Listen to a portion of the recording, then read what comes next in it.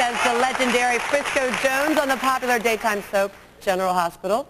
These days, he plays the charming, dangerous bed hopper, Dr. Peter Burns, on my favorite nighttime soap, Melrose Place.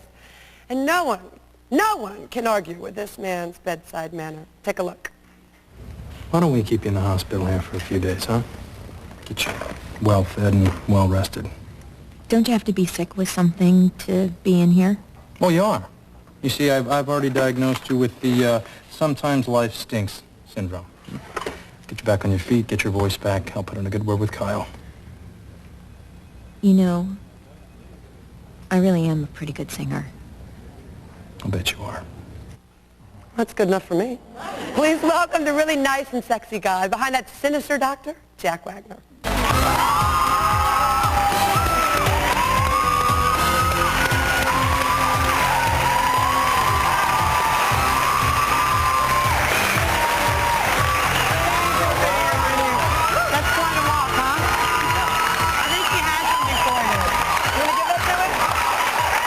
Biggest fan. Oh, hello. Hi. Waited for 3 hours. Oh, thank you.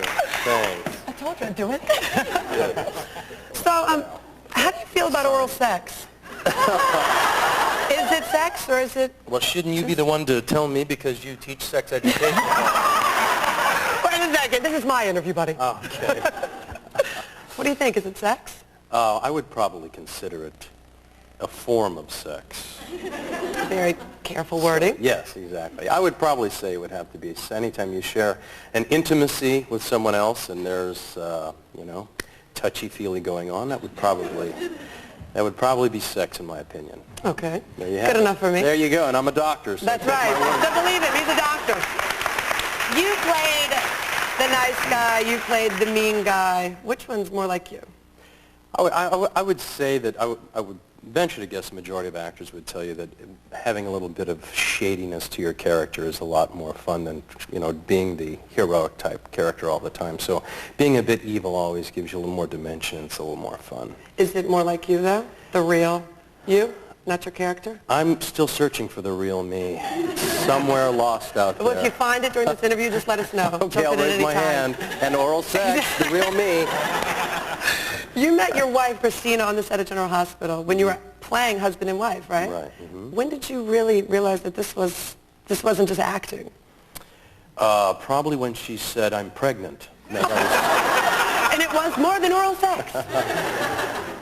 Oh, I don't know. I guess, you know, I was on the show with her, and then we got married. I think we've been married twice on that show, actually. And then I came back around '89 or so, and we really started dating seriously. And there's that photo. I saw that photo there. I had little short rock and roll hair at the time because I thought I was a rock and roller and really was just a ballad singer. But anyway, back to my wife. So anyway, so we wound up dating heavily and then had a little boy together and got married. And I heard during your first love scene with her, you did something involving fruit. Would you like to tell us? This is on-camera love scene, not off-camera. You mean that I put a banana in my boxers? This is a true story. Tell the story. Well, there's nothing to tell, really. We were doing this love scene, and all of a sudden she just screamed really loud, and everyone was going, "What? You know, what's?" And then when I got out of bed, I had kind of like a banana hanging there, but it wasn't oral sex, though. And she still went out with you. Okay, we're going to keep you for question of the day, okay? Okay. You guys don't go away. We'll be right back with more Jack Wagner and our question of the day. No oral sex, though.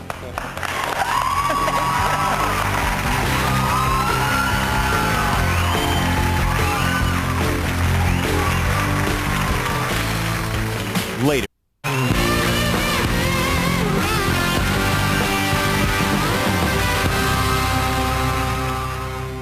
And do you pledge your troth to her in all love and honor, in all faith and tenderness, to live with her and cherish her according to the ordinance of God in the holy bond of marriage? I will.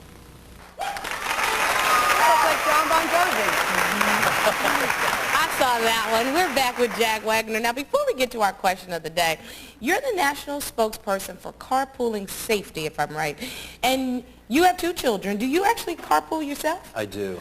And I know that you are trying to get other parents to take a carpool pledge, right? Exactly. Well, Meredith has 3 children, and sometimes she takes care of, but she's not carpooling Evie now. I mean, Evie's older. Meredith has school-age children. So tell Meredith what the pledge should be, because we'll hold her to it while you're not around. Okay? I will, certainly. This is basically a movement started by the American College of Emergency Physicians. And they approached me, and I was very shocked to find out how many children are injured every year in auto accidents by carpool drivers, whether they're their own parents or other parents. And the biggest cause is over-the-counter medication, which causes drowsiness.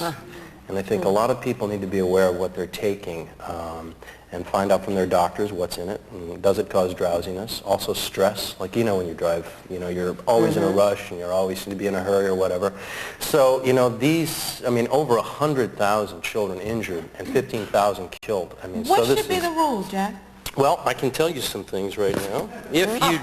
There's a number you can dial, 1-800-OK to drive. That's the number. And you're going to get a pledge card. And you're going to sign this with me in a moment, okay? And you get a pledge card, and you get a brochure like this.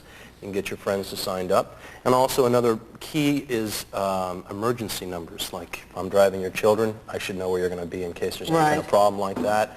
And it's something that I think we're all aware of that we forget about. And this is basically just an awareness movement that I think we need to remind each other about. Wonderful. Well, we're going to have you put Meredith over in the corner and make sure that she takes the safe carpooling mom and dad pledge. Maybe the drug companies ought to write causes drowsiness in big letters on those medications. You have to read it in very tiny print. Exactly. Yeah. And that's really, it's that simple because, the little fender benders are sometimes you just get a little drowsy. Yeah. Well, I know one of the other things that you like is music.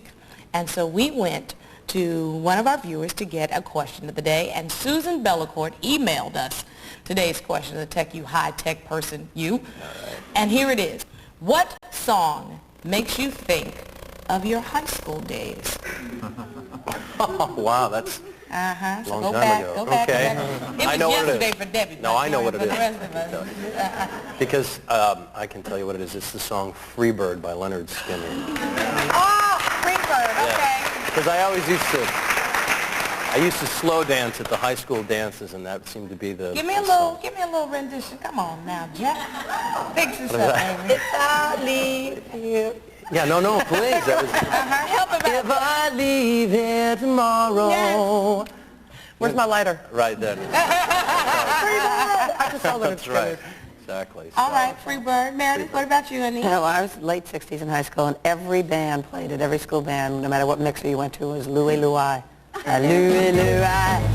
Oh, baby. Away. I have no idea what they said. Oh, no. They gotta go.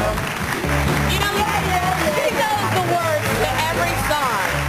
Oh, baby. You know what, Debbie? You really do. You know every word to every song from the 50s to the 90s, from Puff Daddy to Freebird. Okay, go ahead, baby. But I could not carry a tune if you put it in my hands. I'm tone deaf. Okay, what's yours? Mine is, well, mine's much newer.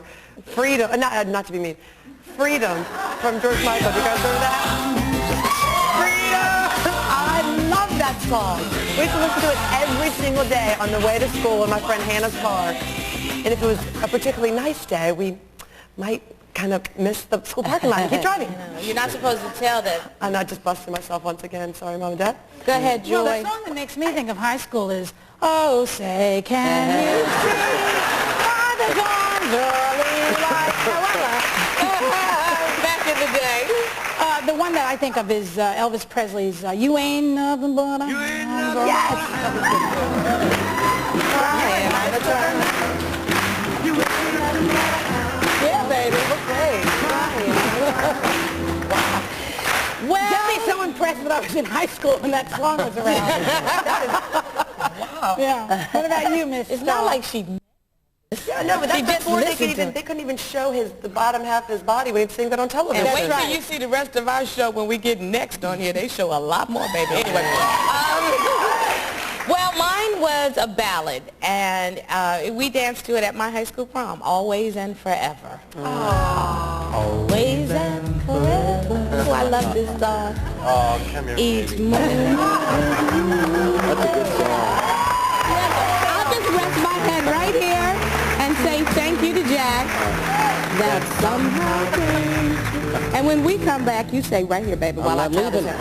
When we come back, comedian Kevin Meaney stops by Joy's Comedy Corner. I'll still be right here, baby. You all keep your views coming in for our Hot Topic poll. And what we have so far is 3,000 people have participated. 3,000 people. We have not been on the air but a half hour. 3,000, you guys. We'll be right back.